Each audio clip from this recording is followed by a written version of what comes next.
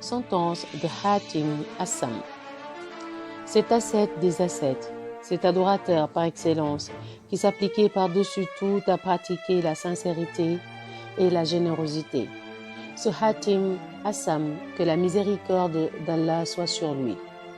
Il était un des principaux docteurs de Balkh et l'un des disciples de Shaqir Balkhi. Étant venu dans le Khorasan, il était entré en relation avec Ahmad Khizrviya pour la pratique des austérités et la régularité de la vie.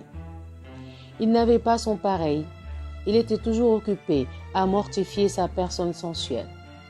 On raconte qu'un jour, il dit à ses disciples: « En est-il un parmi vous qui soit tel que mon cœur le désire ?» Eux de répondre: « Un tel a fait tant d'expéditions contre les infidèles. » Eh bien, c'est un ghazi, un combattant pour la foi. Il nous faut mieux que cela. Un tel a fait tant de pèlerinages à la Mecque. Eh bien, c'est un haji. Cet autre a distribué aux fidèles telle part de son bien. C'est un homme généreux. Mais alors, qui donc est méritant à tes yeux? Celui-là seul, qui ne craint que le Seigneur et qui n'espère qu'en lui. Un autre jour, une vieille femme étant venue trouver Hatim Assam pour le consulter, laissa tout d'un coup échapper une éructation et en fut toute honteuse. Lui, pour la tirer d'embarras, contrefaisait le sourd, s'écriant: « Femme, parle plus fort, car j'ai l'oreille paresseuse. » Et la femme se sentit toute rassurée. Pour le même motif, il joua la surdité 18 années durant, de peur que quelqu'un ne fît connaître la vérité à cette femme. Lorsqu'elle fut morte, il déclara que son oreille était redevenue bonne, et c'est de là que lui vint le sobriquet de Assam, qui en arabe signifie sourd. Un jour, que Hatim Assam prêchait, il adressa à Dieu cette prière: « Ô mon Dieu, daigne pardonner à celui de tous les hommes rassemblés ici aujourd'hui qui a le plus de péchés et qui est le plus porté au péché.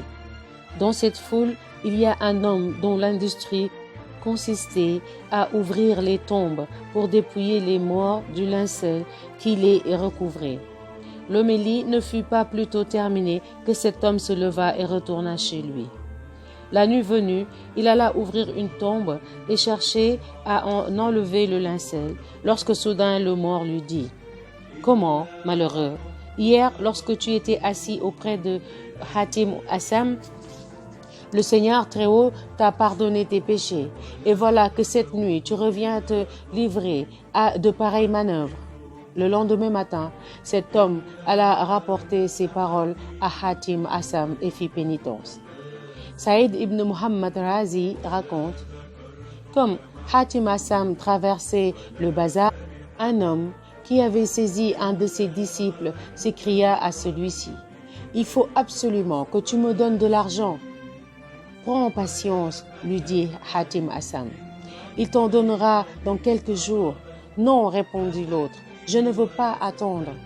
Qu'il me donne tout de suite mon argent. » Irrité, Hatim Assam ôta sa pelisse et il se préparait à la livrer lorsque les assistants vinrent placer devant lui une forte somme d'argent.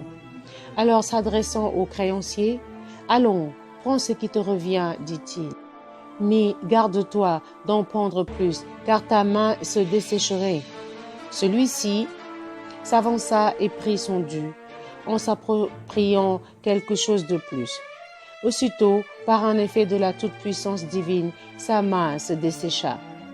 Hatim Assam disait: « Chaque jour, Shaitan vient me murmurer à l'oreille: « Où prendras-tu aujourd'hui de quoi manger ?» Et moi je lui réponds: « Je me nourrirai du breuvage de la mort. » « Et de quoi te vêtiras-tu ? » « D'un linceul. »« Et où coucheras-tu ? » « Dans la tombe. »« Ah, quel être désagréable tu fais !» s'écrie Shaitan. Puis il me laisse là et s'en va. Hatim Assam avait une femme instruite, sage et éclairée, comme il se disposait à partir pour aller guerroyer contre les infidèles, il lui dit: « Quelle somme vais-je te laisser pour ton entretien ? » « Une somme proportionnée au temps qui te reste encore à vivre, répondit-elle. Mais ma vie n'est pas à ma disposition. Elle est sous la puissance du Seigneur très haut. Et la subsistance de chaque jour n'est pas non plus à ta disposition. » Après le départ de Hatim Assam, quelqu'un demanda à sa femme combien son mari lui avait laissé.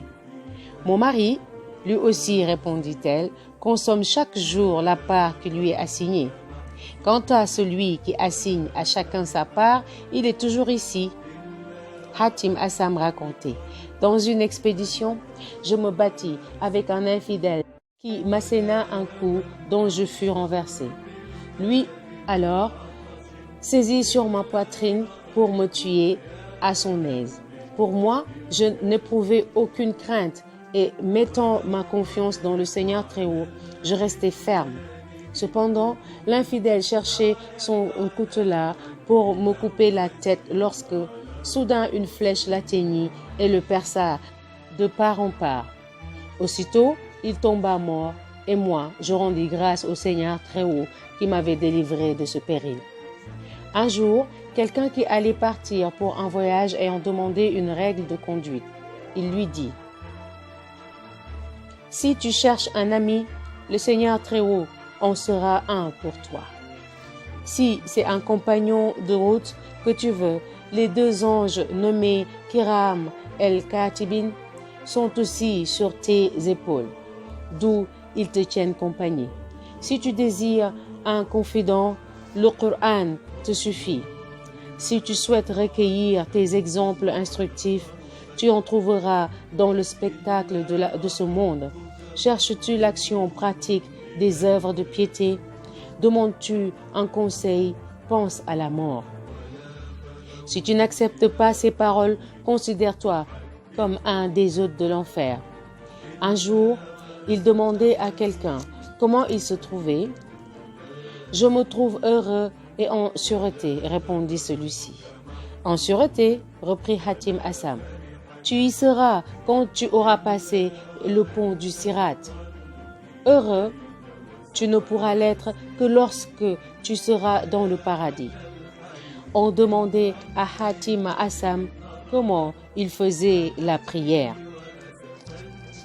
« D'abord, répondit-il, je purifie mon corps en le lavant avec de l'eau, en même temps que je lave mon cœur avec la pénitence et que je fais une purification interne. Ensuite, je me rends à la mosquée.